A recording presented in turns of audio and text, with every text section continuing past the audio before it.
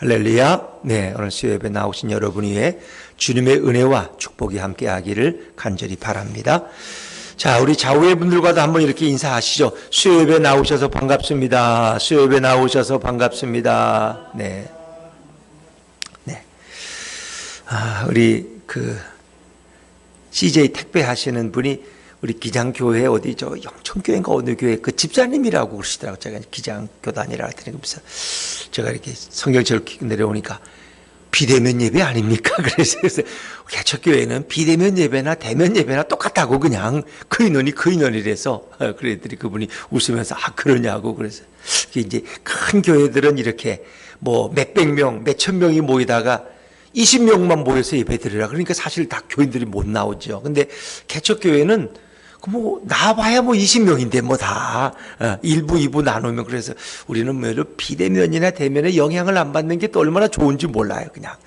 그래서 우리는 늘 이렇게 영상을 찍기 위해서 여러분들 이렇게 나와 계시고, 이제 영상으로, 수요 예배 물론 안 찍지만은, 그래도 새벽 기도도 찍고 이제 이렇게 하니까, 영상 예배 촬영을 위해서 이렇게 예배 참석한 거니까, 그거야 20명이 또 넘을 일도 없고, 넘으면 좋지만, 할렐루야지만, 수요 예배 20명까지야 오겠어요. 그래서 우리가 이렇게 예배 드릴 수 있는 것도 축복이다. 그러나 우리가 이제 마스크를 잘 쓰고 이렇게 드리니까 또 좋고, 저 뒤에 또 우리 시찰에서 마스크를 한 200개를 주셨어요. 그래서 여러분 혹시 오다가 하루 종일 일하다가 그냥 왔는데 마스크가 너무 젖어서 불편하다 그러면 그냥 버리시고 새 걸로 갈아 끼고 가셔도 돼요. 거기다 내가 하나 가져간다, 2개 가져간다 그렇게 안 적으셔도 괜찮아. 그래서 그냥 교회에 오면 마스크는 늘 준비되어 있다. 오는데 마스크를 두고 와서 교회 못 가겠네 생각하지 마시고 그냥 오시면 마스크가 늘 헌금대 옆에 위에 또 그 안에 준비되어 있다는 걸 여러분 아시고 우리가 예배에 참석하는데 어떤 것도 방해가 되면 안 됩니다. 코로나도 우리의 예배가 방해가 되면 안 돼요. 그것이 우리가 믿음이 중요하고 하나님 앞에 예배하는 게 중요한데 세상 어떤 것 때문에 우리가 예배에 제한을 받는다면 그것이 불행인 것입니다. 사단이 박수를 치면서 좋아하는 거예요. 그래서 우리는 이렇게 마음껏 예배 드릴 수 있다는 것은 개척교회의 행복인 줄로 믿습니다. 여러분이 개척교회 안 왔으면 예배 드릴 생각도 못해 그냥. 그런데 개척교회 왔기 때문에 드릴 수 있는 것도 축복이다 하는 생각이 듭니다.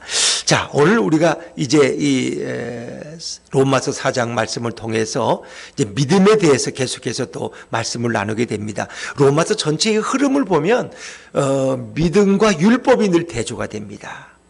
그래서 성경은 우리가 믿음으로 구원받는 거예요. 근데 유대인들은 잘못 알았어요. 율법으로 구원받는 줄 알았어요. 율법으로.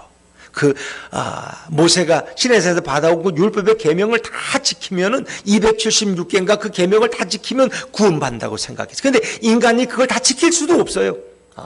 99개를 지키고 하나를 못 지켜도 그건 아무것도 못 지키기가 똑같은 거예요. 인간이 율법이나 행위로 구원받는 건 불가능한 거예요. 처음부터. 그러니까 그 율법을 주신 것은 율법이라는 것은 죄를 깨닫게 하기 위한 목적이고 율법으로는 구원받을 수 없음을 깨닫게 하는 거예요. 결국 뭐냐? 예수 그리스도를 믿음으로 구원받는구나. 그걸 알게 하는 거예요. 또 율법과 또 반대되는 개념이 또 뭐예요? 은혜라는 거예요. 은혜. 은혜라는 건 뭐예요? 거저 값없이 주는 선물이 은혜예요. 은혜. 만약에 우리 아이들이 학교도 가고 집에서 용돈도 받고 또 잠도 재워주고 옷도 갈아입혀주고 밥도 먹여줘요. 하루 세끼 먹여주잖아요. 그렇죠? 학교 가면 도시락도 싸주고. 근데 어느 날 부모님이 생각을 바꿨어. 야, 너 1등 안 하면 밥 먹을 생각하지 마. 너 설거지 다 해놓고 청소 다 해놓고 일을 좀 해야지 너 아침 먹고 점심 먹지. 일 안 하면 아무것도 먹지 마. 내가 시키는 심부름 다 해야지 너 용돈 받아가지. 그거 안 하면 아무것도 너한테 줄 수 없어. 이러면 그게 은혜예요? 율법이에요? 율법이에요. 그 율법적인 부모가 되는 거예요. 그건 아이가 부모에게 감사하는 마음이 있어요? 없어요? 죽어도 없어요. 내가 일해서 내가 일 안 하면 우리 아버지가 나 밥 줄 것 같아? 이거 율법이에요. 그런데 우리 아이들은 얼마나 좋아해요? 공부를 1등은커녕 꼬치를 해가지고 밥을 줘요, 안 줘요? 꼬치를 해봐도 우리는 밥을 줘. 얘야, 밥 먹고 자야지. 안 돼. 배고프면 잠 못 자. 꼬치를 해봐도 밥을 줘. 그렇죠? 일도 안 하고 놀기만 해도 그냥 또 먹으라고. 우리 이강민 장로님은 그냥 이렇게 따라다니면서 먹여, 그냥. 야, 얘 밥 좀 먹여줘, 제발. 밥 먹으면 내가 초콜릿 사줄게, 아이스크림 사줄게. 아니 애가 뭘 한 것도 없는데 그걸 먹이려고 또 먹이면서 또 뭘 더 주겠다고 약속까지 해. 근데 걔는 그걸 몰라요. 그게 얼마나 고마운 건지. 근데 우리가 신앙적으로 표현하면 그게 뭐예요? 은혜예요. 우리는 아무것도 한 게 없는데 농구밖에 없는데 그냥 우리에게 모든 걸 다 해주는 거예요. 그 부모의 사랑이 은혜예요. 그것이 바로 우리 주님의 사랑인 줄로 믿습니다. 그러니까 우리가 구원받기 위해서 뭘 한 거 아무것도 없어요. 근데 그냥 다 거저주신 거야. 그러니까 감격스러운 거야. 감사한 거예요. 우리는 믿음으로 은혜로 구원받아요? 율법으로 구원받아요? 은혜로. 그러니까 너무 감사한 거예요. 나는 죄를 너무 많이 졌는데 난 제대로 기도도 못하고 봉사도 못하고 헌금도 빼먹을 때가 많고 난 제대로 한 것도 없는데 아니 나 같은 사람이 구원받았대. 이게 얼마나 감격스러워요. 그래서 우리는 눈물도 흘리고 내가 교도소도 몇 번 갔다 왔는데 나 같은 사람이 천국의 백성이 되고 하나님의 자녀가 되고 교회의 집사가 되고 이 은혜가 너무 감당할 수가 없어서 그냥 교회만 오면 기도할 때 그냥 눈물 흘리고 찬송 부를 때도 눈물 흘리고 교회만 오면 너무 좋고 그 은혜로 사는 거예요. 나 같은 사람이 자격 없는 사람이 이렇게 구원을 받고 하나님 자녀가 되었다는 게 믿어지지가. 나는 사실 또 어릴 때 부모로부터 버림받고 고아원에 자랐기 때문에 나는 부모도 없어. 근데 하나님이 우리 아버지래. 아버지가 든든 아버지 생기가 얼마나 좋아. 그런데 그게 10년 20년을 계속 가야 되는데 그러질 못하는 게 문제예요. 그러니까 은혜로 구원받았는데 이렇게 교회 생활을 하다 보니까 뭐예요? 그 다음에는 율법으로 사는 거예요. 몇 년 지나니까 그게 다 식어버렸어. 너무 이렇게 상투적이 돼버리고 너무 교회 생활에 익숙해져 버린 거야 그냥. 그리고 내 눈에는 다른 사람의 흠이 보이는 거예요. 남을 판단하고 정죄하기 시작했어요. 나는 보이지 않고 다른 사람의 흠만 크게 보이는 거예요. 그러니까 우리는 자꾸 은혜로 구원받았는데 그 은혜를 잃어버리고 율법으로 살아가는 거예요. 율법으로 살아가는 사람의 특징은 뭐예요? 행함이나 공로나 노력을 중요시하는 거예요. 그리고 다른 사람을 용서하지 못해요. 그걸 꼭 정죄를. 저 사람은 대가를 치러야 돼. 저건 좀 고생을 해야 돼. 저 죄값을 치러야지. 저건 그냥 봐주면 안 돼. 저 벌은 못 고쳐. 자꾸 이래서 정죄하고 자기가 재판관이 되고 훈련하려고 그래. 그러니까 우리가 이렇게 한국 교회의 모습이 율법으로 살아가는 모습이 너무 크다는 거예요. 그러니까 은혜로, 교회는 은혜로 이렇게 포도원에 온 그 일하러 온 그 일꾼들이 그냥 뭐 늦게 오후 4시, 오후 5시에 와서 1시간에도 다 하루 품삯을 받아가면 다 은혜로 아는데 아침 8시부터 온 사람은 그런 은혜가 없어. 내가 8시간 일하고 월급 이거 받아가는데 감사하긴 뭐 감사해. 내가 일한 거 받아가는 거지.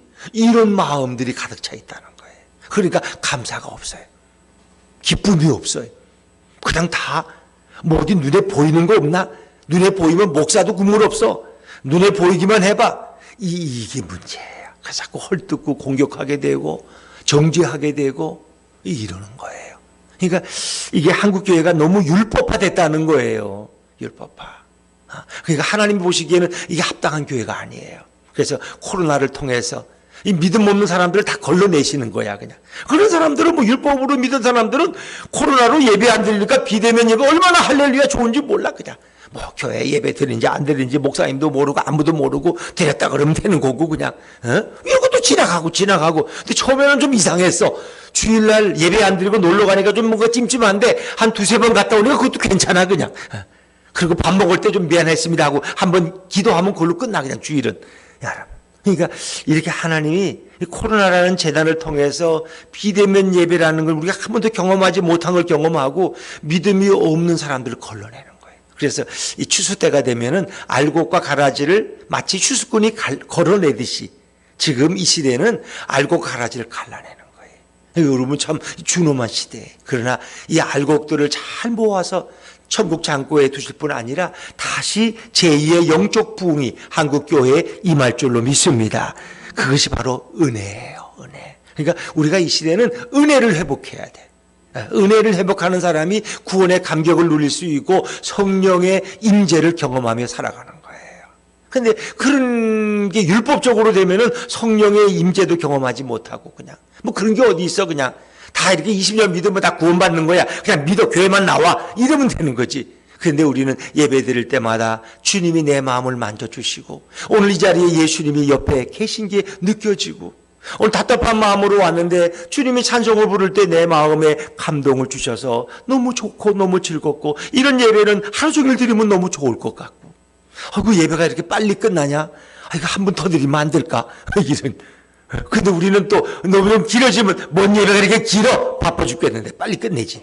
이렇게 되는 거예요. 그래서 우리가 은혜를 보존하는 것은 너무 귀하다. 근데 그 은혜가 보존되려면 우리가 구원의 감격이 새로워져야 돼. 그래서 이 로마서는 계속해서 이 율법과 은혜, 또 율법과 믿음을 계속 대지시키는 거예요. 왜? 지금 로마에 있는 교인들이 이게 율법화돼 버리는 거예요. 처음에 예수 믿었을 때 그 감격을 잃어버리고 그들이 자꾸 율법주의자가 되기 때문에 바울은 계속해서 구원과 은혜와 믿음에 대해서 강조하고 있는 거예요. 여러분, 그래서 믿음으로 의로워지는 것은 성경이 계속 반복해서 우리에게 말씀해 주고 있어요. 자, 믿음으로 의로워지는 것은 왜 그러냐? 행위로는 구원받을 수 없기 때문이다. 어떤 행위로도 구원은 없어요. 그래서 우리는 은혜로 구원받는 것은 내 공로가 아니라 누구의 공로 때문에? 예수님의 공로 때문에. 예수님의 공로 때문에. 예수님의 공로 때문에 내가 이렇게 구원받은 것이 얼마나 감사하고 얼마나 귀한 일이냐. 그리고 이 모든 구원은 전적인 은혜의 사건이에요. 은혜의 사건. 거저 자격이 없는 사람에게 거저 하나님이 주신 선물의 사건이다. 에베소 2장 8절에 보니까 너희가 그 은혜로 인하여 믿음으로 말미암아 구원을 얻었나니 이것이 너희에게서 난 것이 아니요 하나님의 선물이라. 이는 너희로 자랑치 못하게 하려 함이라. 그래서 우리는 자랑할 것이 없는 거야. 그냥 하나님 앞에 아이고 나 같은 죄인이 이렇게 죄 용서받고 구원받으니까 그냥 모든 게 너무 감사하고 감격스럽고 그런 거예요. 그래서 우리는 자랑할 것이 없다. 그리고 이렇게 우리가 믿음으로 의로워질 때, 또 은혜로 구원받을 때 이것은 죄의 용서를 동반하는 거예요. 우리의 더럽고 추악한 죄, 하이타이로 씻고 삶고 세탁기에 넣고 1시간 2시간을 돌려도 씻어지지 않는 그 우리의 더러운 죄가 예수님의 보혈로 다 씻어지고 용서받는 것이 얼마나 감사한지 몰라. 그래서 우리가 지난 수요일날 고백한 것이 뭐예요? 시편 32편 1절에 허물의 사함을 받고 죄의 가림을 받은 자가 복이 있다. 그 용서받은 자가, 자기의 더러운 허물과 죄가 용서받은 자가 가장 행복한 사람이다. 여러분이 예수 믿고 우리의 죄가 예수님의 보혈로 용서받았다면 여러분은 가장 행복한 사람인 줄로 믿습니다.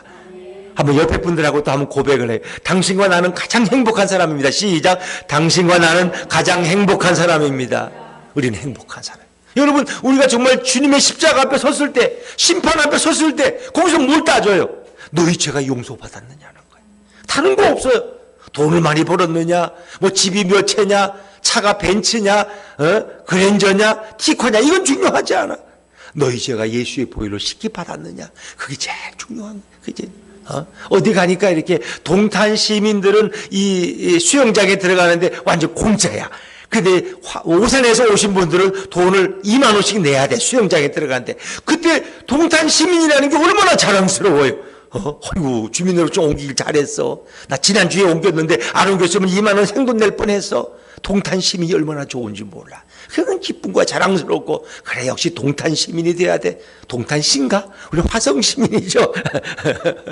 근데 동탄이 올해 이제 금방 시가 될 거야. 왜? 인구가 이제 점점 많아지니까. 여러분 10만 명, 20만 명 넘으면 시가 되거든요.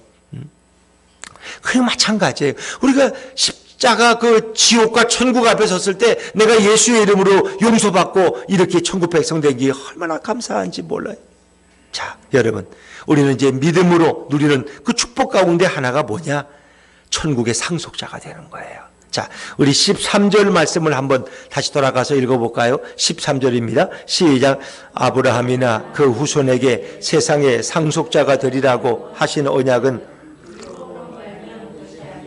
오직 믿음의 의로 말미암은 것이니라. 아멘.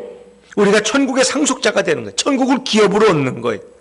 그래서 그건 율법으로 되는 게 아니라 믿음의 의로 말미암은 것이라. 우리 믿음으로 우리는 상속자가 되는 거예요. 그래서 14절 말씀 이어볼까요? 14절입니다. 시작. 만일 율법에 속한 자들이 상속자이면 믿음은 헛것이 되고 약속은 파기되었느니라. 하나님은 우리가 믿음으로 의로워지고 믿음으로 천국 백성이 될 것이라고 약속하셨는데 그것이 그대로 이루어지는 거예요. 16절에도 그러므로 상속자가 되는 그것이 은혜에 속하기에 와여 믿음으로 되나니 이는 그 약속을 그 모든 후손에게 굳게 하려 하심이라. 율법에 속한 자에게뿐만 아니라 아브라함의 믿음에 속한 자에게도 그러하니 아브라함은 우리 모든 사람의 조상이라. 그러니까 우리가 상속자가 된다는 것은 믿음으로 구원받은 사람에게 따라오는 축복이에요. 우리가 믿음으로 예수를 믿고 구원받았어요. 그럼 그 사람은 하나님의 자녀가 되고 천국의 상속자가 되는 거예요. 이게 중요한 거예요. 그러니까 우리가 믿음으로 구원받는 게 이렇게 중요한 거예요. 믿음으로 구원받았을 때 우리의 더러운 불이 허물과 죄를 다 덮어주시고, 그리고 우리의 죄를 용서해 주시고, 그리고 우리를 하나님의 백성 되게 하시고, 하나님을 아바 아버지라고 부를 수 있는 자녀의 특권을 얻게 하시고, 이게 얼마나 귀한 축복. 더구나 우리는 부모가 우리에게 초가집 하나 안 남겨줘도 걱정 없어요. 왜? 천국을 우리에게 하나님이 상속자로 우리를 정하셨거든요. 천국이 우리의 거야. 우리는 천국에 이제 유산을 받을 후사, 상속자가 되었다는 것입니다. 그러니까 이 땅의 상속자는 어떻게 해요? 혈연 관계로 이루어져요. 너는 우리 가문의 장자다. 그러면 내가 죽으면 이 집을 너가 받고 딸은 저 땅을 받고 이렇게 혈연 관계로 이렇게 상속이 이루어져요. 그런데 하늘의 상속은 그렇지 않아요. 믿음으로 이어지는 거예요. 믿음으로. 어떤 장로님은 자기가 큰 회사를 가지고 있는데 이제 아들이 하나 있어요. 근데 이 아들이 맨날 사고뭉치야. 맨날 그냥 교도소 가고 학생과에 불려가고 부모 오라가라 그러고 아주 창피해서 못 살겠어. 근데 아들이라고는 그거 하나밖에 없어. 그래 어떻게 해요? 결국 마지막에 그 장로님은 자기 기업을, 자기 회사를 누구한테 물려줘요? 그 아들한테. 그 아들이 공부를 잘해서 물려주는 게 아니야. 착해서 물려주는 게 아니야. 정직해서 물려주는 게 아니야. 내 아들이니까, 내 피가 섞여 있으니까 물려주는 거예요. 이 땅에서는 여러분, 내 피를 타고났기 때문에 그 아들에게 물려주는 거. 이것이 바로 상속이에요. 그런데 우리가 하나님의 나라를 기업으로 받는 사람들은 어떻게 해요? 믿음으로 받는 거예요. 믿음으로 받는 거예요. 믿음으로.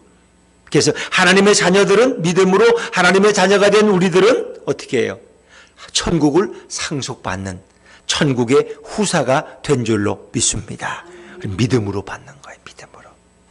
내가 예수님의 족보에 내 피가 섞여 있지 않아도, 그러나 예수님의 보혈로 우리는 뭐예요? 우리는 다 죄가 씻음받은 자들이에요. 그래서 어찌 보면 롯데 콜라 회사의 코카콜라의 사장은 자기 몸에 콜라가 흐르고 있다고 그랬다는데 우리 몸속에는 예수님의 보혈이 흐르고 있는 줄로 믿습니다. 예수의 보혈로 내 모든 죄가 씻음받고 우리는 믿음으로 예수님을 내 구주로 영접해서 이제 내 몸에도 뭐예요? 예수님의 보혈이 흐르기 때문에 우리는 천국을 이어받는 위대한 상속자가 된 거예요. 자, 그래서 그가 유대인이든 이방인이든 상관없어요.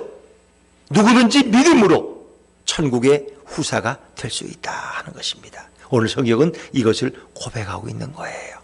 그래서 우리가 믿음으로 의롭다함을 잊고 그리고 믿음으로 천국의 상속자가 된다는 것은 너무나 중요한 것이다. 그래서 믿음으로 모든 것이 이루어짐을 오늘 로마서는 아브라함을 예로 들어서 우리에게 설명하고 있다는 것입니다. 자, 여러분, 아브라함은 믿음으로 의롭다 인정받은 사람이에요. 그래서 우리가 창세기를 가만히 보면은 아브라함이 창세기 16장에 아들이 없을 때 하나님이 그를 불러서 하늘의 별을 바라보게 해요. 그리고 별을 세워봐라. 그래서 아브라함이 그 별을 세요. 그들이 하나님이 됐다. 네? 너가 저 별을 셀 수 없이 많은 것처럼 너의 후손이 하늘의 별처럼 많을 것이다. 근데 아브라함은 그때 아직 이삭을 낳지를 못했어요. 하갈에게서 난 임마누엘이 있고 그리고 그의 종 집에 엘리에셀이 있을 뿐이에요. 근데 하나님은 그 자손들이 하늘의 별처럼 바닷가의 모래알처럼 번성한다고 말씀하시는 거예요. 그런데 아브라함은 그것을 믿었어요. 믿었더니 하나님은 그것을 의로 여기셨다는 거예요. 그래서 아브라함을 의로운 사람으로, 의인으로 하나님이 인정하신 거예요. 그러니까 그것이 믿음으로 구원받는 출발이 아브라함의 이 사건이에요. 그리고 나서 17장에 가서 하나님께서 아브라함에게 너희 후손과 너는 다 할례를 받으라 그래요. 할례를. 이제 어찌보면 할례는 율법에 속한 거예요. 그러니까 믿음으로 구원받은 아브라함에게 그 다음에 율법이 주어진 거예요. 또 정확히 말하면 모세가 시내산에서 이 율법판을 받은 것, 십계명판을 받은 것은 아브라함이 믿음으로 의로워지고 나서 정확히 430년 후에 그 시내산에서 그것을 받게 되는 거예요. 그러니까 율법보다 믿음이 먼저인 것을 믿으시기 바랍니다. 그게 중요한 거예요. 우리 믿음으로 구원받는 거예요. 그런데 믿음으로 구원받은 자들에게 어떻게 살아야 될 것이냐를 알려주는 것이 바로 율법이었어요, 여러분. 율법으로 구원받는 것이 아니라 우리는 믿음으로 구원받는 것이다. 그래서 어느 분들은 여러분들 이제 11조 같은 것도 율법의 잔재라고 자꾸 말하죠. 율법에. 그건 시내산에 올라가서 그 받은 그 레위기나 출애굽기 나오는 거 아니냐고 이렇게 말하지만 아닙니다. 이미 창세기에서도 아브라함이 뭐예요? 멜기세덱에게 의의 왕에게 11조를 드렸어요. 자기 조카 롯을 잡혀간 것을 가서 찾아오고 자기 집 300명을 데리고 가서 그 찾아오고 그리고 그 의의 왕 멜기세덱 예루살렘 왕에게 11조를 드렸어요. 그러니까 11조라는 건 율법의 명령이 잔재물이 아니라 그것은 이미 하나님께서 믿음의 시대에 우리에게 명령하신 것이다. 그래서 우리가 인터넷을 보면 여러분이 이제 헷갈리는 게 많아요. 그리고 인터넷을 보는 건 좋은데 거기에는 신천지의 이 설교도 많고 하나님의 교회의 이단 교리도 많고 안식교회에서 올려놓은 것도 많고 그걸 구분할 줄 알아야 돼. 그러면 잘못 읽다 보면 이게 신천지 글이야. 신천지 교인이 올린 글이야. 또 하나님의 교회가 올린 글이야. 그러니까 이게 참 인터넷이라는 건 여러분이 잘 분별해서 보셔야 돼. 그렇지 않으면 자칫하면 여러분들의 신앙이 빗나갈 수 있다는 거예요. 여러분 그거 아셔야 돼. 그래서 우리가 이런 신앙생활도 보면 자꾸 율법을 비판하는 분들이 이런 잘못된 글을 올려놓은 것들이 많아요. 여러분 거기에 너무 쉽게 빠져버리면 안 돼요. 그것은 꼭 우리가 좀 분별해서 볼 줄 알아야 된다. 자, 그래서 우리는 믿음으로 하늘의 상속자가 되었다는 거예요. 그러니까 우리가 믿음으로 하나님의 자녀가 되고 천국의 상속자가 됐다는 것은 얼마나 놀라운 일인지 몰라요. 어떤 영화에 보면 그 사람, 어떤 게으른 청년이 있어. 너무 가난한 청년이야. 근데 어느 날 자고 나니까 자기가 대재벌의 후계자가 된 거야. 신문에 크게 난 거야. 깜짝 놀란 거예요. 아니 어떻게 내가. 그런데 따져보니까 그가 어릴 때 고아원에 성장했는데 부모가 그를 낳아가지고 그를 키울 형편이 안 돼서 버린 거예요. 근데 부모는 돌아가셨는데 큰아버지가 재벌 회장인데 그걸 모르는 거예요. 그리고 자기가 상속자가 없이 찾다가 자기 조카 중에 찾다가 고아원에 보내진 걸 알고 찾아서 이 사람이 그 큰아버지의 상속자가 된 거예요. 그래서 그는 그 가난한 노동자가 아침에 자고 나니까 온 세상이 자기를 이름을 그냥 대문짝하게 그 자기가 그 큰 재벌의 그 몇 천억의 재산을 가진 그 재벌 회장의 상속자가 됐다는 사실을 발견. 어째 우리도 마찬가지. 나 같은 죄인이 하나님의 자녀가 되고 천국의 상속자가 됐다는 것은 정말 놀라운 일이고 경천동지할 일이란 말이에요. 그러니까 이것은 가만히 생각하면 생각할수록 너무너무 놀라워. 어떻게 하나님을 우리가 아버지라고 부를 수 있을까? 그건 놀라운 거예요.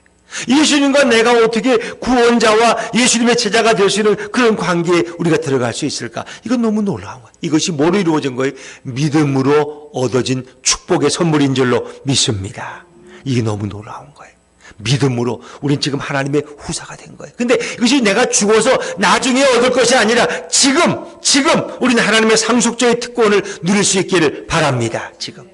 그 많은 분들은 그래요. 그 목사님 저도 알아요. 죽으면 천국 갈 거 저도 알아요. 근데 지금 어려운데 어떻게 해요? 지금 가난한데 어떻게 해요? 지금 예수님이 안 도와주는데 어떻게 해요? 근데 예수님 말씀 그게 아니야. 너는 죽어서도 천국 가지만 지금 너가 내 자녀로 살아가라는 거예요. 지금 내 자녀의 특권을 누리며 살아가라는 거예요, 여러분. 자녀의 특권을 누리시기를 주의 이름으로 축원합니다. 저 어떤 목사님 간증 들었는데 그래. 그분이 이렇게 그냥 오늘 기도하는데 교회도 안 커요. 시골에 한 200명 모이는 교회예요. 저 중소도시에. 자기는 봉고차 타고 다니고 이제 그러다가 봉고차가 좀 불편해가지고 뭘 어떻게 좀 승용차를 소나타나 하나 살까 K5 하나 살까 이렇게 생각하고 있었다. 근데 이렇게 기도하는데 하나님이 자꾸 그런 말씀하시는 거야. 야 아무개 목사야. 너는 벤츠를 타야 돼. 벤츠를. 아니 하나님 미치셨어요. 제가 200명도 안 되는 교회 시골 중소도시인데 내가 어떻게 벤츠를 타면 큰일 납니다. 벤츠는 최소한 1억 이상 2억을 줘야 되는 건데 내가 그걸 어떻게 탑니까? 말이 되는 얘기를 하셔야지. 그래도 동탄쯤 되는데 예수품 교회라면 모를까? 어떻게 이 시골에서 벤츠를 탑니까? 말이 안 돼가지고 아니라고 그랬더니 하나님이 자꾸 넌 왜 내 말을 어기느냐, 누가 내 사랑하는 아들인데 내가 너에게 벤츠를 못 주겠느냐 자꾸 말씀하시는 거예요. 그래도 그건 아닙니다. 뭐 K5나 좀 소나타 정도면, 요즘 소나타 잘 나왔는데 저는 그 정도면 족합니다. 그랬더니 아니라는 거예요. 그런데 그래서 하나님이 자꾸 마음속에 예수님께서 너 벤츠 한번 서울 갈 때 그 벤츠 대리점에 가서 좀 보라는 거야. 그래서 어차피 사지는 못할 것 같지만 하도 말씀하시니까 예수님이, 그래서 한번 벤츠 대리점에 가서 봤어. 그랬더니 뭐 1억 5천짜리도 있고 2억짜리도 있고. 근데 그래도 또 믿음으로 나는 목사님 살아야 되니까 한번 타봤어. 그냥 살 것처럼. 그래서 이것도 타보고 저것도 타보고 그러니까 그 역시 차는 좀 좋은 것 같아. 타보니까 안락하고 또 시승도 한번 해보니까 확실히 좋고. 그래서 사람들이 벤츠를 타고 BMW 타는 이유가 여기 있구나. 자기는 그 전에는 이해를 안 됐어. 왜 그 2천만 원짜리 좋은데 왜 그 2억짜리 차를 꼭 타지? 그거 어떻게 태워놓으면 불안하고 누가 이렇게 북 굴고 갈까봐 그렇고, 잠도 안 오고 세워놓으면 또 누가 훔쳐갈까봐 그랬는데 역시 그 차가 좋긴 좋더래. 이제 그러고 왔는데 놀랍게 그 다음 주일에 예배가 끝났는데 어떤 고사님이 목사님 자기 잠깐 보자는 거예요. 그러더니 이래 오시더니 목사님, 제가 목사님께 사실은 늘 이 기도가, 제가 평생에 목사님께 차를 하나 사드리는 게 제 소원이었는데, 목사님, 제가 목사님 또 차를 바꾼다는 소문도 났는데 제가 이 차를 사드리고 싶다고. 그랬더니 권사님 그래요? 그럼 그 목사님 어떤 차를 사시냐? 그래서 사실은 내가 솔직하게 얘기했는데 나는 사실 소나타를 타려고 생각했는데, 그래서 이게 예수님이 자꾸 넌 내 사랑하는 자녀니까 너는 벤츠를 탈 자격이 있다고 자꾸 그러시는데, 내가 이게 참 말은 하지만 그렇다고 내가 속일 수도 없고. 그랬더니 그러세요 목사님, 걱정하지 마세요. 벤츠 타시라고. 벤츠. 그 시골에 그 땅값이 올라가지고 이번에 정리했는데, 사실은 그 한 3억 4억을 받아서 내가 그 목사님 차 제일 좋은 거 원하는 거 사드리려고 그랬는데 잘 된대요. 그래서 아니라고, 그 내가 농담이고, 내가 이 중소도시에서 벤츠 타면 다 나를 욕할 거라 그랬더니 아니라는 거야 그 권사님. 그래가지고 오늘 그 목사님이 성경 공부하는데 벤츠를 타고 와서 벤츠를. 그래서 그걸 왜 타냐니까 자기는 순종하기 위해 탔다는 거야. 그리고 교인들이 다 시험 들죠. 시골 교인들이 목사님이 미쳤다고. 아무리 교인이 2억을 갖다 줘도 왜 그 벤츠를 타냐고. 한 4천짜리 제네시스를 타고 나머지는 전도사님 차도 하나 사주고 또 가난한 사람들 구제하고 시골교회 봉고차도 이렇게 해야지. 목사님이 너무 정이 없다고, 사랑이 없다고. 그런데 교인들에게 얘기했어요. 주님이 명령하셨기 때문에 내가 불순종할 수 없어서 내가 할 수 없이 벤츠를 샀다고. 내가 이거 사고 싶어 산 게 아니라, 타고 싶어 타는 게 아니라 주님이 명령하셨기 때문에 어쩔 수 없이. 여러분들도 혹시 또 제가 벤츠 타고 나타나면 이해해 주시기 바랍니다. 목사님이 순종을 하셨구나. 예수님의 말씀에 순종을 했구나. 그러니까 이 하나님은 여러분에게 좋은 차를 주고 싶어 하시는 거예요. 근데 우리는 그냥 그래. 나 같은 사람은 벤츠를 못 타고 BMW를 타고 그럴 필요 없어. 이게 딱이야 나한테는. 이 딱이야. 누군 유행가 노래가 트롯 노래가 딱이야. 그렇게 생각하지 마시고 주님 우리에게 좋은 걸 주고 싶으신다는 거예요. 여러분은 자녀에게 아무거나 주고 싶어요? 이 아이면 좋은 거 주고 싶어요. 돈이 싸다고 불량식품 먹이는 부모 있어요? 이 아이면 비싸도 좋은 걸 먹으려고.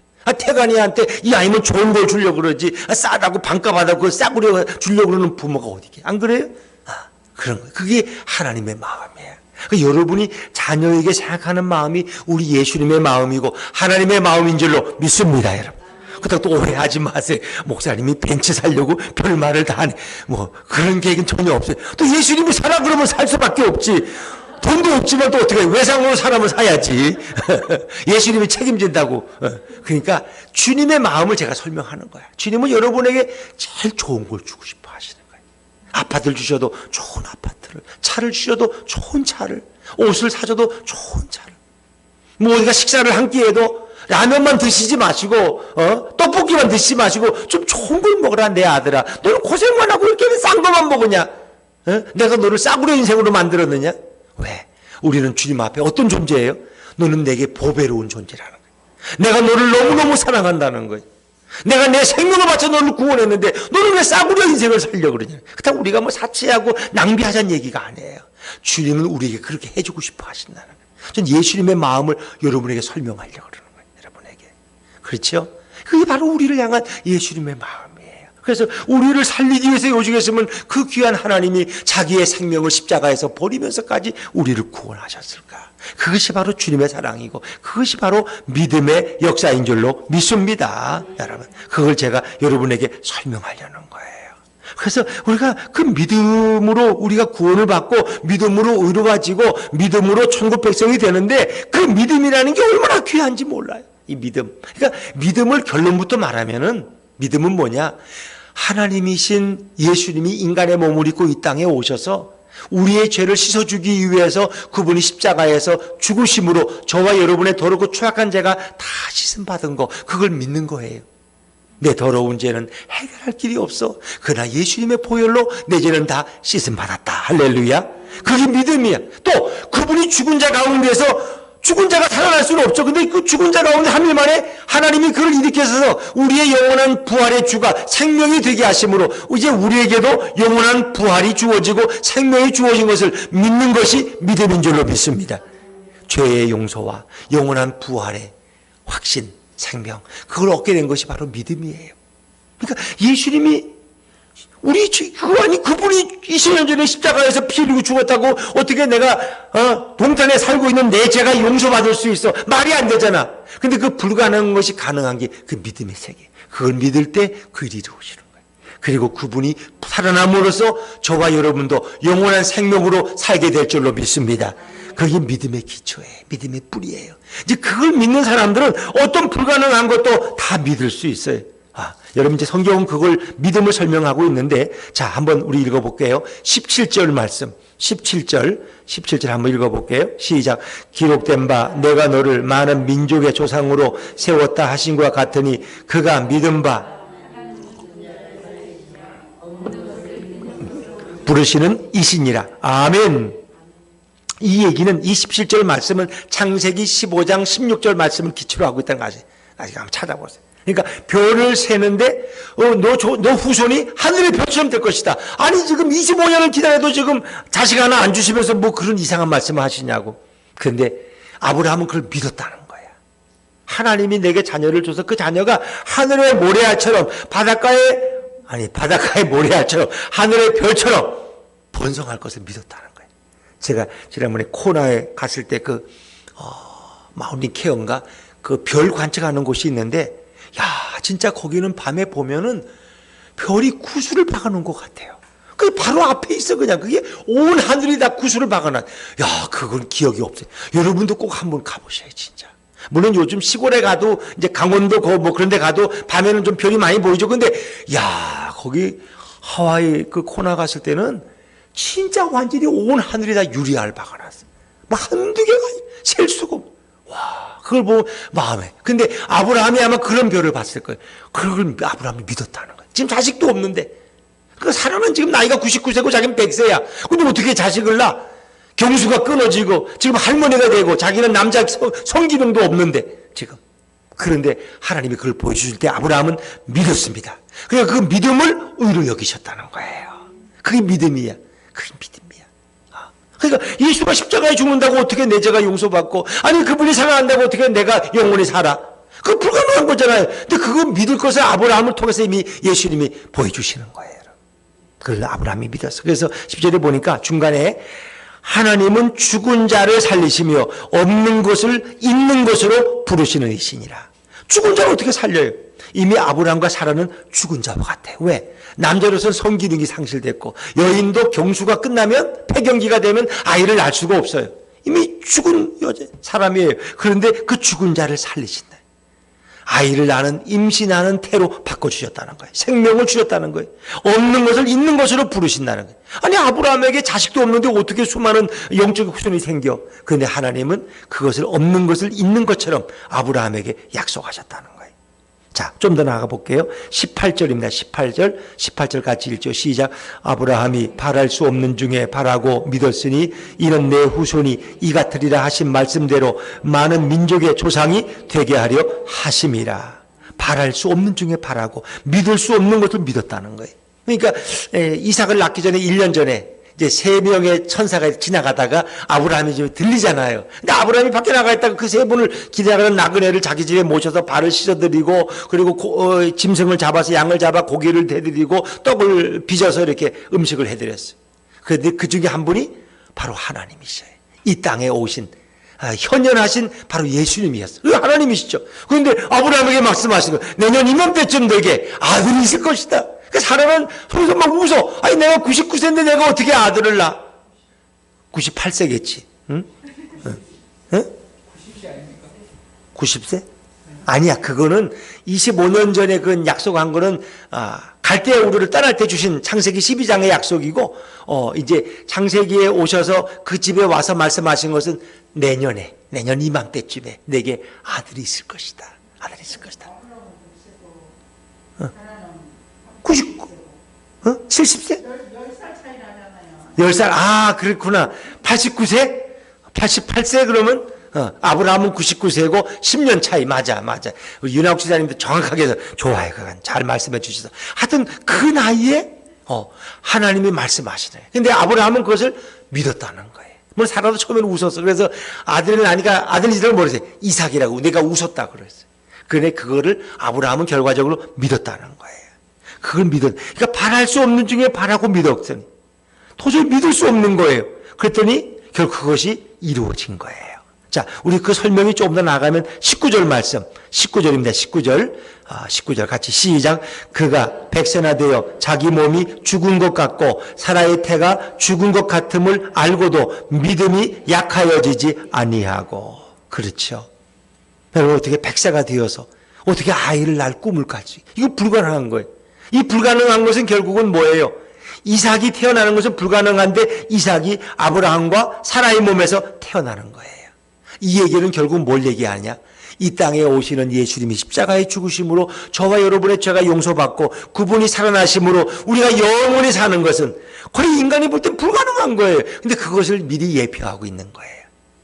죽은 자와 방불한 그 몸에서 생명이 꼽히는 거예요. 그리고 이 아브라함의 후손이 이렇게 어마어마한 숫자로 늘어갈 것을 성경은 이미 우리에게 예고하고 있는 거예요. 믿음이 약하여지지 않았다. 20절에 보니까 믿음이 없어 하나님의 약속을 의심하지 않고 믿음으로 견고해져서 하나님께 영광을 돌리며. 그렇죠. 그래서 아브라함이, 첫사람 아브라함이 믿음의 조상이 되었는데 그의 믿음은 이와 같았다는 거예요. 그래서 그 믿음이 너무나 뛰어나기 때문에 하나님이 그의 믿음을 의롭다 여기셨다는 거예요. 의인으로 인정하셨다는 거예요. 그래서 믿음을 의로 여기셨다. 그건 믿음으로 구원받아 하나님과 바른 관계를 맺고 하나님이 너는 의롭다라고 선언하셨다는 거예요. 그게 바로 믿음으로 구원받은 사건을 오늘 사도 바울은 로마서에서 이렇게 설명하고 있는 거예요. 그렇습니다. 여호와께는 능치 못할, 창세기 18장 4절에 보니까 여호와께 능치 못할 일이 있겠느냐. 기한이 이를 때에 내가 내게로 돌아오리니 사라에게 아들이 있으리라. 그렇죠. 이 말씀이 창세기 18장에 연속되는 말씀이죠. 그렇습니다. 이것이 바로 믿음의 사건이었어요. 아브라함에게 경험된 믿음의 사건. 그래서 종교개혁자 마틴 루터는 하나님을 하나님 되게 하라 그랬어요. 왜 하나님을 능력 없는 분으로, 하나님을 시시한 분으로, 하나님을 종이 호랑이 정도로 그렇게 만들지 말라. 하나님의 능력을 축소시키지 말라. 하나님의 능력을 제한하지 말라. 하나님을 교회 안에만 가두어 두지 말라. 하나님의 능력을 제한하지 말라. 하나님은 온 우주를 창조하시고 하나님은 온 우주의 주제가 되시고 하나님은 죽은 자 가운데서 생명을 만들어내시고 하나님은 아무것도 없는 데서 유를 만들어내신, 무에서 유를 만들어내신 분이 바로 우리 전능하신 하나님이십니다.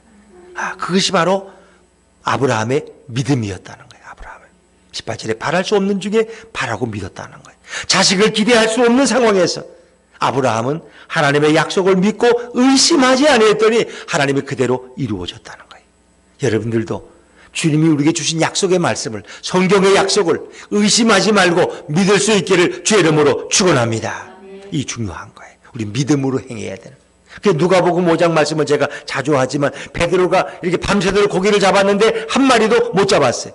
그 그물을 정리하고 있는데 예수님이 오셔서 야 베드로야 저 깊은 데 가서 그물을 내려 고기를 잡아라. 지금 고기 잡는 건 예수님이 전문가예요? 베드로가 전문가예요? 베드로가. 예수님은 목수 일을 많이 하죠, 주로. 아버지 요셉이 목수기 때문에. 근데 고기 잡는 건 베드로가 훨씬 전문가야. 그럼에도 불구하고 베드로는 제가 밤새도록 고기에 잡았지만 한 마리도 못 잡았어. 그러나 주님이 선생님이 말씀을 제가 순종하겠습니다. 그래서 깊은 데로 가서 그물을 들었더니 어마어마한 고기가 잡혔다는 거예요. 그 베드로는 그때 믿음으로 순종한 거예요. 믿음으로. 그리고 나서 베드로가 뭐라 그랬어요? 주여 저를 떠나 저는 죄인입니다. 왜? 그분이 바로 메시아였고 그분이 바로 하나님이시기 때문에 그걸 베드로가 깨달은 거예요. 여러분. 베드로도 믿음으로 순종한 거예요. 주님은 오늘 우리에게 믿음으로 말씀하시는 거예요. 너가 믿음으로 내게 순종하라. 그래야만 너가 바라는 것들을 내가 이루게 할 것이다. 그래서 히브리 11장 10절에 보니까 믿음은 뭐예요? 믿음은 바라는 것들의 실상이요 보지 못하는 것들의 증거니라. 보지 못하는 것을 보게 하는 것이 믿음이에요. 들을 수 없는 것을 듣게 하는 것이 믿음이에요. 지금은 상상할 수 없는 것을 꿈꾸게 하는 것이 바로 믿음이에요. 여러분. 그렇죠. 이곳에 예수품 교회를 세울 때는 우리 주님이 제게 주신 그 믿음의 비전과 환상을 보았기 때문에 이곳에 이렇게 교회를 개척하고 첫 예배를 드릴 수 있었던 거예요. 그럼 믿음이 없으면 어떻게 예배 드려요? 예배 드리다가 그렇죠. 주님 우리에게 그런 믿음을 주실 때 우리는 그 약속의 말씀을 붙들고 순종할 때 이렇게 귀한 분들이 와서 이렇게 수요 예배 드리는 게 얼마나 좋아요. 새벽 기도는 한 명이나 두 명이 나오는데 또 여자분이 한 분이 딱 왔는데 그날따라 우리 아내가 피곤하다고 안 나왔어. 둘이 예배 진짜 못 드리겠대 새벽에 그냥.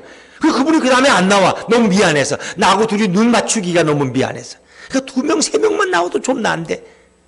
그런데 수요 예배도 새벽 기도보다 더 어려운 게 수요 예배였어. 처음에 수요 예배 거의 못 드렸어. 처음엔 설교했는데 앉으면 우리 집사람하고 둘밖에 없어.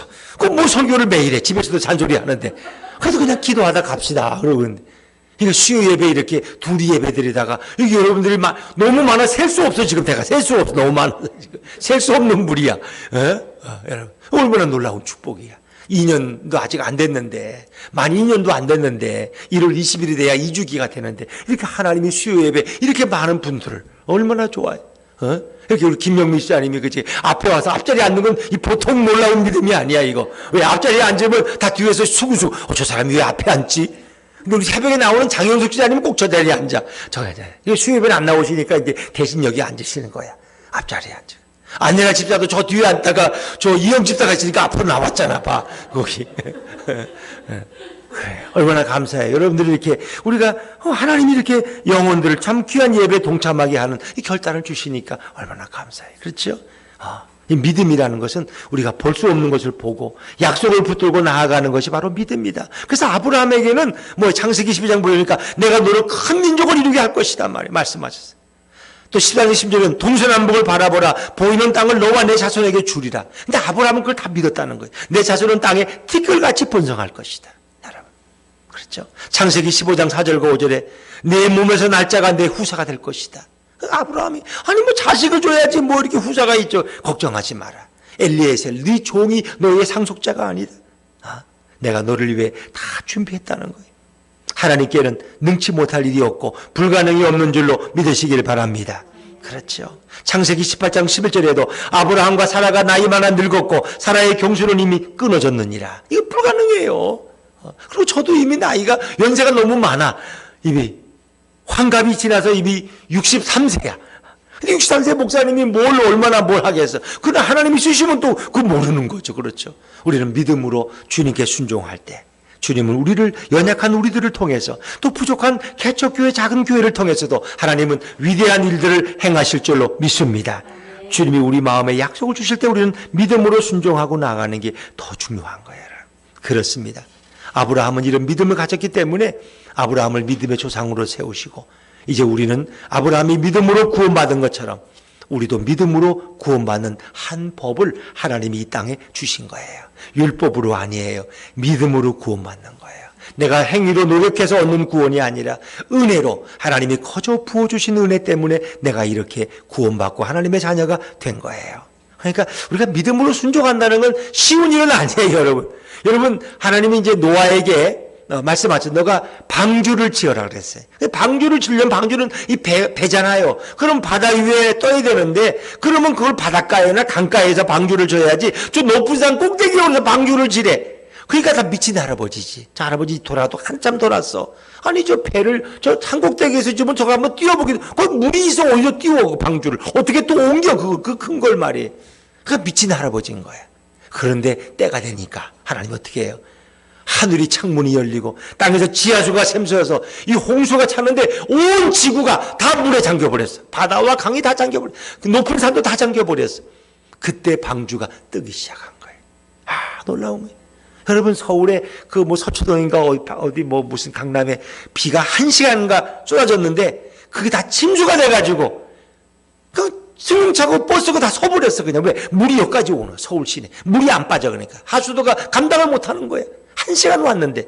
근데 40일 40주야를 40일 동안 밤낮으로 계속 비가 쏟아지는데 여러분 백두산까지 물이 안 차겠어요? 다 차요. 차는 거. 차고는 남죠. 그래서 방주가 바다 위를 떠 있었던 거야. 이게 하나님의 역사예요. 그것이 이제 우리가 창조과학에 보면은 이제 언제 한번 LA, 로스앤젤레스 이제 해서 우리가 이제 이렇게 그랜드 캐년에 가면은 그 고고학적 증거들을 이재만 선교사가 그분이 다 설명을 해줘요. 이래서 노아 홍수가 있던 증거가 있고 여기 이런 화석이 있고 이렇게 되는 것들을 다 설명. 그러니까 진화론과는 정반대의 설명을 그분이 해줘요. 아주 믿음 좋은 집사님인데 그분이 이 창조과학 아주 전공하신 그런 좋은 교수님이에요. 이런 일들이 어떻게 있느냐? 하나님이 능히 하실 수 있다는 거예요. 오늘 우리들도 마찬가지. 사람들은 세상에서는 상식을 찾고 이성을 찾고 합리성을 찾고 과학을 찾지만은 하나님 나라의 법칙은 믿음의 법칙이에요. 어떻게 여호수아가 기도했더니 태양이 멈췄어? 어떻게 그런 일이 가능해? 안 그래? 여러분 물은 위에서 아래로 내리는 게 일반적인 법칙이에요. 근데 물이 아래에서 위로 거꾸로 샘솟는 거, 이게 바로 믿음의 법칙이에요. 사람은 물 위를 걸어가면 빠져야 정상이에요? 안 빠져야 정상이에요? 빠져야 정상이지. 사람은 물 위를 걸어가다 빠져. 근데 베드로는 예수님 말씀 듣고 가니까 빠지지 않고 걸어가는 거예요. 믿음으로 걸어가는 거예요. 그러다가 풍랑이 일어가지고 의심이 생길 때 그가 빠져들어가는 거예요. 이게 믿음의 역사예요. 믿음이. 그렇다고 또 내일 또 호수공 가서 또 걸어다니고 그러지 마시고, 주님이 말씀하실 때 가능한 거예요. 믿음의 역사예요. 믿음의 역사. 그러니까 너희가 겨자씨만한 믿음이 있으면 산을 들어 바다로 옮기라 하여도 옮길 것이요 너희가 못할 것이 없다는 거예요. 못할 것이 없다. 그렇지 않습니까, 여러분? 그럼 누가 합니까? 앞으로 이영 집사님이 앞으로 장로님이 될지, 김영희 집사님이 좋은 믿음 좋은 권사님이 돼서 또 뭐 당연히 권사님이 되시겠죠. 뭐 장로님이 돼서 또 선교를 할지 누가 알겠어요? 아니라 집사님이 기도하라 했더니 자기는 교회 예수 믿은 지 얼마 안 돼서 기도 못한대. 그래서 믿음이 생겨나면 내가 수요일에 한번 기도하라 그랬는데 저분이 또 선교사로 갈지 누가 알겠어요? 그걸 아무도 모르는 거예요. 하나님이 우리를 어떻게 쓰실지 아무도 몰라. 우리가 믿음으로 순종할 때 하나님 우리를 통해서 일하실 줄로 믿습니다. 여러분이 믿음이 약해지지 않고 하나님의 약속을 의심하지 마시고 그것을 믿음으로 바라보고 나아갈 때 하나님이 일하시는 거예요. 그래서 우리가 이런 정말 믿음의 사람이 되면 얼마나 좋겠어요. 제가 한 가지 얘기만 더 하고 갈게요. 뉴욕의 LA에 유대인들이 모여 사는 이 동네가 있어요. 보석상들이 쭉 있는데 그 옆에 동네 몇 년 전부터 한 할머니가, 유대인 할머니가 아침마다 거기를 1시간씩 돌아온대. 이렇게 보석상이 쭉 있는 거리를 그분이 늘 걸어. 근데 걸면서 중얼중얼 걸으면서 믿어. 걷는 거야. 그게 뭐예요? 여호수아 1장 3절이에요. 물은 너희 발바닥으로 밟는 것을 너에게 다 주신다는 거예요. 그 말씀을 묵상하면서 암송하면서 계속 걷는 거예요. 근데 놀랍게 그 할머니가 몇 년을 그렇게 걸었는데 나중에 그 마을의 보석상이 하나하나씩 유대인의 손에 넘어가기 시작하더라고요. 근데 그 많은 보석상들을 그 할머니 후손들이 다 사가지고 겸포를 운영하더라는 거예요. 그렇다고 또 오늘부터 또 여러분 또 우성 아파트를 계속 또 우성 상가를 계속 돌고 또 뭐 그럴 필요까지는 없지만 이게 뭐예요? 믿음으로 바라보고 이렇게 순종할 때 하나님 그것을 주시더라는 거예요. 믿음이라는 게 이렇게, 근데 그것이 하나님이 이제 그렇게 마음을 주실 때, 그런 약속을 주실 때 우리는 순종하며 나아가는 거예요. 한 번은 아브라함과 사라에 대한 연극을 한번 보았는데, 이제 그 연극이 저도 이제 책에서 읽은 거예요. 그분이 이제. 근데 이제 아브라함이 자식이 없잖아요. 근데 이제 하나님이 오셔서 내년 이맘때쯤 너에게 아들이 있을 것이다. 그러니까 아브라함이 그걸 믿었어요. 그리고 아브라함이 믿고 나서 처음 한 얘기가 뭐냐? 아브라함과 사라는 뭐 이제 너무 나이도 많고 100세고 90세니까 뭐 무슨 정이 있고 무슨 애정 뭐 그런 게 있겠어요. 이제는 다 남성 여성을 잃어버렸는데 그러니까 편하게 이제 코도 골며 자고 텐트도 따로 쓰고 이렇게 별거 했는데 그날따라 그 약속을 듣고 나서 아브라함이 여보 사라씨 우리 오늘은 한 장막에다 잡시다. 왜? 하나님이 약속하셨으니까. 그래서 아브라함과 사라가 그날 동침하는 그런 내용이 연극에 나왔는데 그게 너무 은혜가 되더라는 겁니다. 은혜가 되더라는 거예요. 그리고 나서 아브라함은 사라가 임신하고 그리고 이삭을 낳게 되는 거예요. 여러분 한나도 어떻게 했어요? 엘리 제사장에게 아들이 있다는 말을 듣고 돌아가서 다시 근심하지 아니하고 그날 남편과 동침했어요. 그게 뭐예요? 믿음으로 받고 믿음으로 순종하는 거예요. 여러분. 순종하는 거예요. 그게 말이 돼요? 지금 100세 할아버지하고 90세 할머니가 뭐 같이 잔다고 아기가 생기겠어요? 근데 아브라함과 사라는 믿음으로 순종했다는 믿음으로. 여러분. 이 중요한 거. 믿음은 행할 때, 순종할 때 거기서 위대한 역사를 일으키시는 거예요. 여러분들 오늘 주님의 말씀은 1.1핵도 땅에 떨어지지 않습니다. 하나님은 인생이 아니시니 시건치 않으시고 인자가 아니시니 후회가 없으시다. 그 말씀하신 바를 행치 않으시며 어찌 그 말씀을 실행치 않으시랴. 그것이 바로 하나님의 약속의 말씀이에요. 오늘도 그 말씀을 믿고 믿음으로 순종하며 나아가는 우리 예수님께 성도님들 다 되시기를 주의 이름으로 축원합니다. 기도하겠습니다.